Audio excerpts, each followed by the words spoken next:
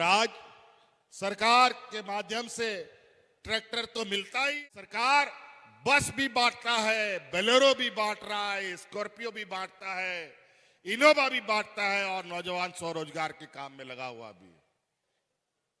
ये भारतीय जनता पार्टी, ये एनडीए की सरकार देश की सबसे बड़ी और झूठी सरकार है। ये लोग परिवारवाद की बात करता है, ये लोग का परिवारवाद नहीं चलता, इनका बाप बेटा लोग राजनीति में नहीं है। अगर मेरा बाबूजी राजनीति कर रहा है, मैं राजनीति में हूं तो क्या खराबी है बताओ? शेर का बच्चा शेरे पैदा होता है कि कुत्ता पैदा होता है जी? आप उन लोगों का बाल बच्चा जिसका जिसका नहीं है तो उसका हमारा क्या गलती बताओ? आप लोगों का हम लोगों ने 200 यूनिट बिजली भी फ्री किया और आपका बकाया को भी हमने फ्री कर दिया है और आपको बिजली का कोई बकाया देने का जरूरत नहीं है। और बता दें, गांव देहात में कोई बिजली का बिल मांगने आएगा तो महिला लोग उसको झाड़ू से पटक मार मार के भगाने का काम कीजिएगा। आने वाला समय हम लोग ऐसा नीति निर्धारण करेंगे कि इस राज्य का जितना भी खनिज संपदा है, पहले हमारे स्थानीय लोग उसका हिसाब किताब करेंगे, तब ये खनिज संपदा राज्य से बाहर जाएगा। राष्ट्र संपत्ति है, इसका मतलब कि यहाँ के राज्य के लोगों के जान माल से खिलवाड़ होगा, ये कभी नहीं होने देंगे। आज दीदी मैया की योजना के काट में कोई नया योजना लेके आने वाले हैं। ये बस चुनावी जुमला है इनका। 20 सालों तक इन लोगों ने राज किया, क्यों दीदी मैया योजना नहीं चालू किया? क्यों बूढ़ा बुजुर्ग को पेंशन नहीं दिया? कि जो हमारी सरकार है, ये सरकार रांची हेडक्वार्टर से चलने वाला सरकार नहीं है, ये सरकार गांव से चलने वाला सरकार है। क्या आप लोग को मैया योजना पसंद आया? जोर से आवाज दीजिए महिला लोग, आप लोग को पसंद आया? ये और भी चलना चाहिए। और हमको तो पता चला कि दूसरा किस्त भी मैया लोग के खाता में चला गया। आज दिया लगा करके, टॉर्च लगा करके भी ढूंढोगे, कोई बुजुर्ग बिना पेंशन का नहीं मिलेगा, कोई विधवा महिला बिना पेंशन का नहीं मिलेगा। और आज हमारे विपक्ष के लोग बोलते हैं कि ये दीदी मैया योजना सरकार बनने समय क्यों नहीं चालू किया, क्यों नहीं लागू किया? अभी चुनाव आया तो क्यों लागू किया? अरे नालायक बेईमानों, याद करो, सरकार 2019 में बना, उसके बाद कोरोना कौन लेके आया विदेश से, जरा बताओ? 1 दर्जन मुख्यमंत्री पूरे राज्य में मंडरा रहे हैं और इनका बड़ा दिलचस्पी है झारखंड में। जब यूपीए की सरकार थी, जब हम लोगों की सरकार केंद्र में थे, तो उसमें सिलेंडर 400 टका मिलता था। आज जाके ढूंढ के ला के दिखा दो, 400 टका में कौन राज्य में मिलता है? पेट्रोल डीजल 60-65 रुपए में मिलता है, आज 100 के पार है।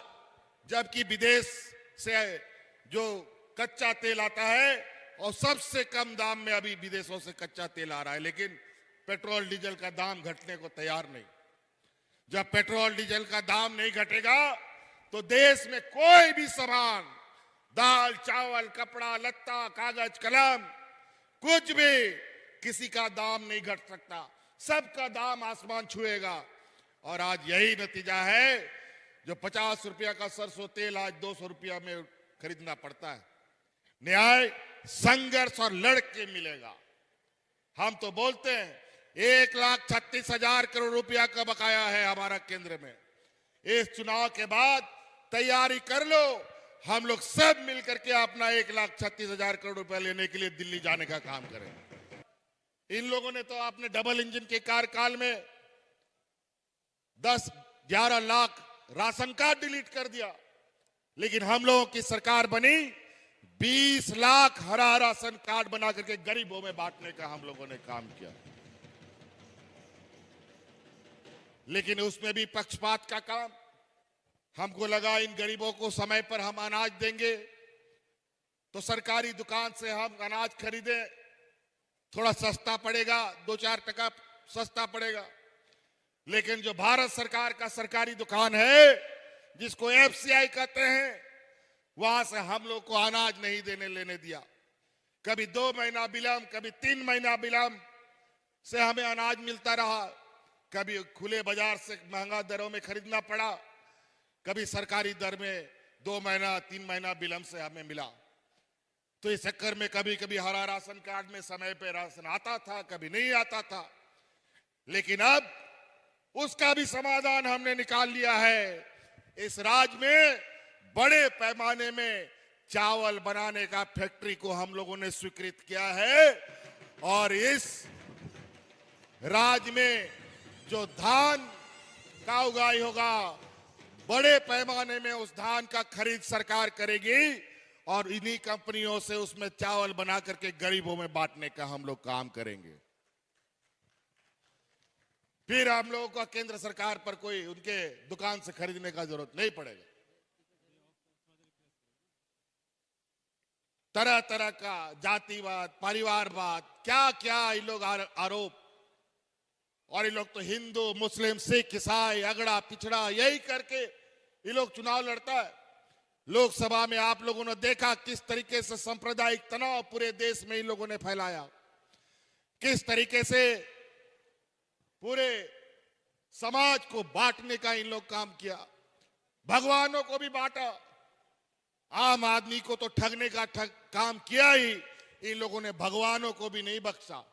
और यही नतीजा हुआ कि भगवान राम ने भी इन लोगों को जमीन पे उतारने का काम किया और आज सरकार बनाने के लिए उनको 2 लाठी बैसाखी की जरूरत पड़ी है। यह राज हम लोग को 35 साल के बाद मिला।